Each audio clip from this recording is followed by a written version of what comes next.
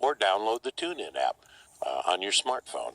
Go to America Matters Media and take us with you wherever you go. This is show number 757. Thank you for making that possible. Call us. Get involved. There's still time at 844-790-8255. That's toll free anywhere in the world, or text me at 775-237-2266. Let's go to the land that time forgot, where the pterodactyl and the Tyrannosaurus roam in the primordial ooze of Silver Springs, Nevada. Yes, on line one, it's Aaron. Hey, Aaron, what's up?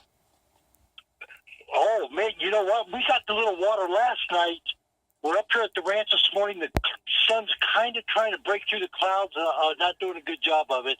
So maybe we'll get some of that water, too, later on over here. I had to run out and move water, so I'm a little out of breath right now. Oh, my. A little bit ago you mentioned you had saw Paul Revere. It was the last time you saw him, and you'd never expect that. Yeah. I just thought he'd live forever. In the Starship, yeah. Mm-hmm. Yeah. A couple years back, the Rib Cook-Off, KOZZ's another Lotus station there, but they did Jefferson Airplane. Mm-hmm. And it was Paul Kantner's last performance that I saw. It was awesome. It really was good.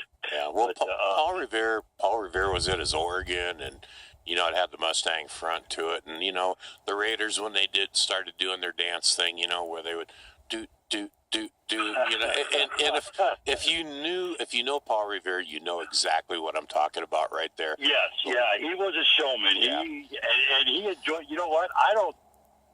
I never saw him not enjoy himself. Oh, if you weren't having fun, he wasn't doing the show. That guy. It was unbelievable. I mean, you get anything from a number one hit song to a rubber chicken in the audience. I mean, he would do that, and that's why he was such a performer. Yeah, yesterday I touched on something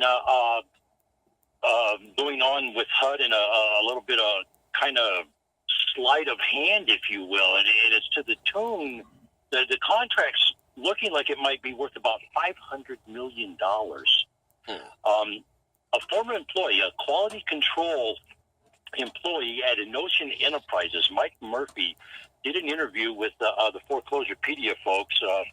I was on a podcast with them the other day over the weekend, commenting a little bit about this.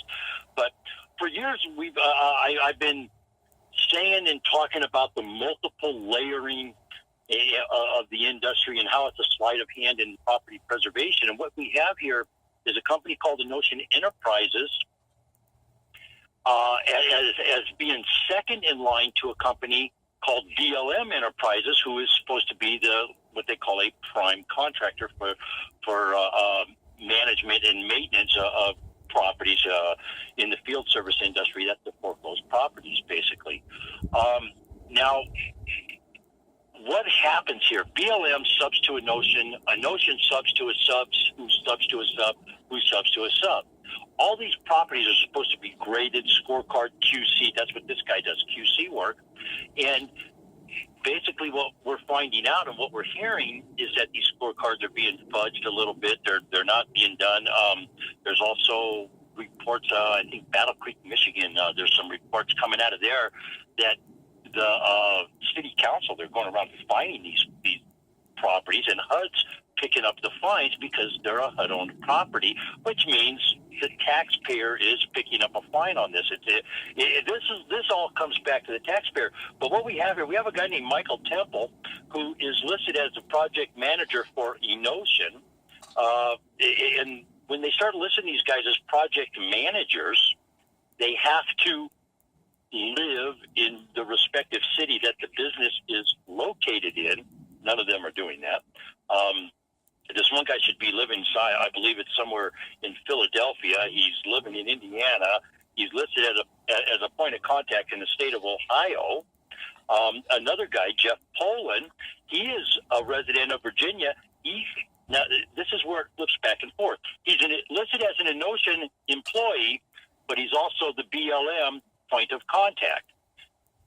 Michael Temple, it's just the opposite. So when you go on staff directories for both of these enterprises, Innotion Enterprises, BLM Enterprises. The staff directories are identical. So now you have somebody subbing work to themselves, taking a layer of the money for themselves. Nothing, no work, nothing has been done yet. And therein lies the big crux, because now it just continues to go down the line. By the time it gets down the line to a company like, say, Alliday LLC, who actually has to foot the bill to go get the job done, you know, they pay all the expenses to get this work done.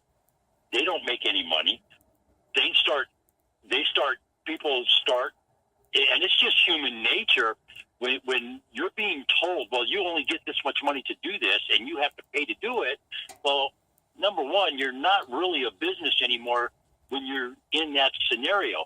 And this is where some of these cases are starting to come into court now, and we're going to see, I know that Uber ruling is going to have a little bit of play in the independent contractor decisions that are being played out in the property preservation industry right now.